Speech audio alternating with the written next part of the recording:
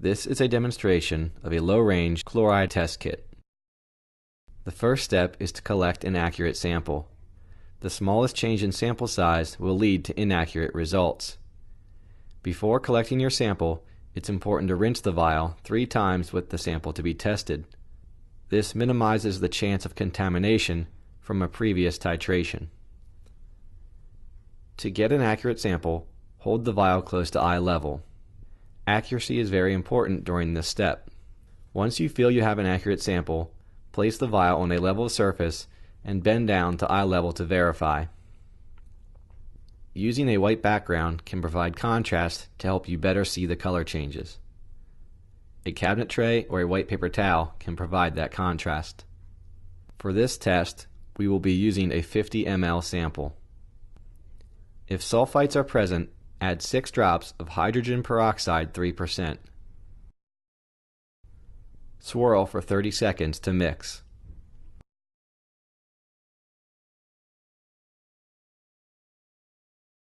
The next step is to add 8 drops of nitric acid 20%. The bottle contains a dropper tip, so it's important to hold the bottle vertically to get a consistent drop size. After the addition of each reagent, swirl the vial to make sure the reagents are properly mixed. Next, put the orifice reducer into the chloride bonding reagent number 2.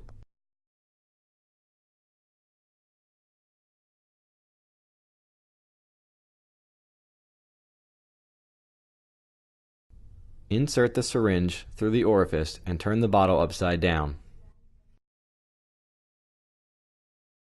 Plunge the syringe a few times to remove any air bubbles, and then take 1 ml of the reagent.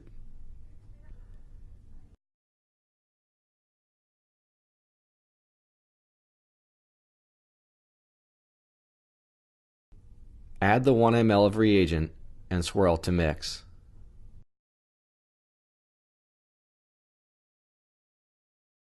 The sample will become cloudy if chloride is present.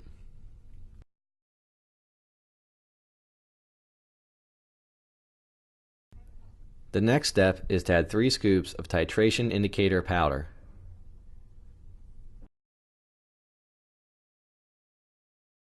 Swirl to mix for about 30 seconds.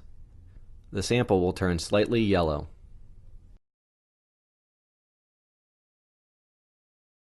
The next step is to perform the titration using titrant reagent number 1. Add the titrant 1 drop at a time, swirling after each drop. Hold the bottle vertically for a consistent drop size, and remember to count the number of drops. The titration is complete when the sample color turns light orange-red. The orange-red color will fade quickly within 1 to 2 seconds. It is very important to pay attention to the color change during the titration. For easy comparison, use the chart included with the test kit to help identify the endpoint.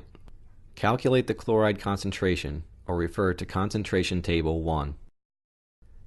If the sample turns orange-red after the first drop of titrant, use the syringe to add another 1 ml of chloride binding reagent to the sample. Then continue with the titration using titrant reagent number 1. Be sure to count the total number of drops used to reach the endpoint, and use this calculation to obtain test results.